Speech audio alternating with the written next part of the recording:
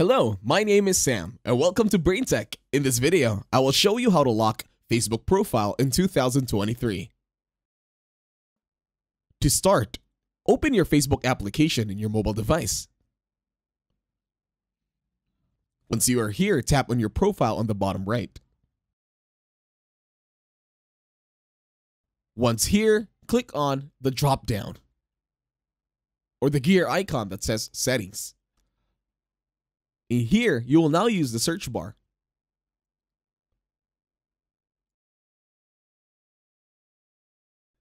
In the search bar, search the following words: profile locking. In profile locking, you will now click on the icon that says profile locking.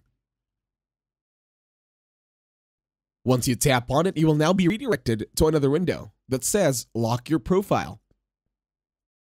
Now tap on the button that says lock your profile. And that's it. Thank you very much for watching. Please leave a like, share, and subscribe.